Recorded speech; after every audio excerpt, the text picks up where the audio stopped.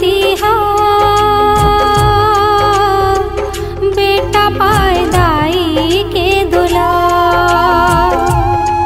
कमर छटके तीहा बेटा पाए दाई के दुला। सुन ले में हम रोगोहा भाग लाकर उजिया। सुन ले में हम रोगोहा भाग लाकर उजिया।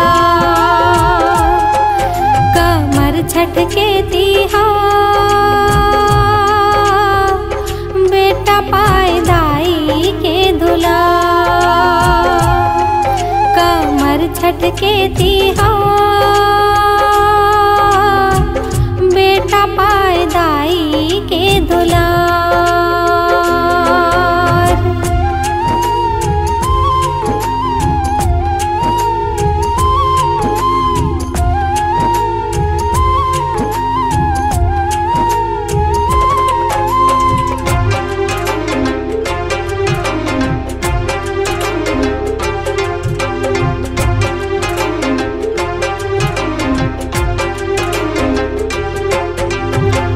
भादो महीना छठ के दिन में मनाए।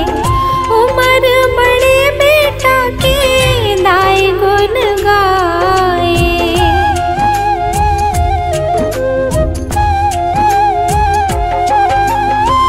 हल षष्ठी मैया जी के पूजा ला कराए। बरत रहे दाई मन कथा सुन जाए। कमर छटके तीहा बेटा पाए दाई के दुला। कमर छटके तीहा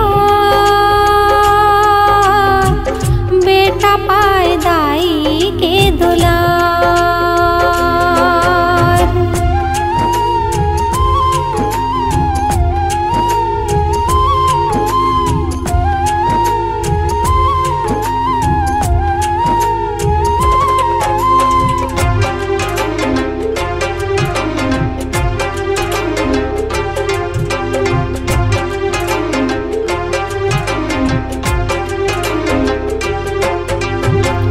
बेटा बरदाई अपन माया लाल माए।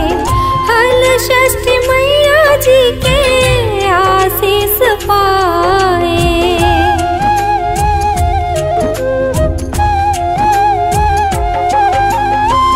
ऐसे किस्म के जम्मो कमर छठ मनाए। देव दुलरवा बेटा आशीष पाए। कमर छटके तीहा बेटा पाए दाई के दुला। कमर छटके तीहा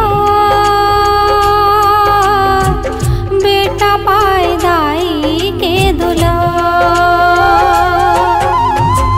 सुन ले में हम रोगोहा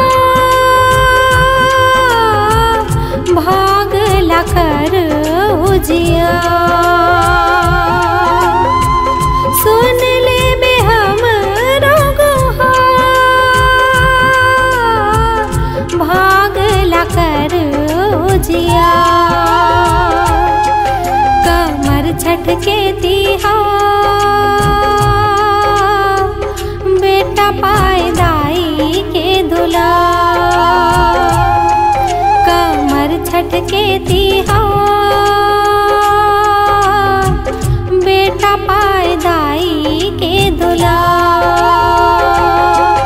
कमर छटके तीहा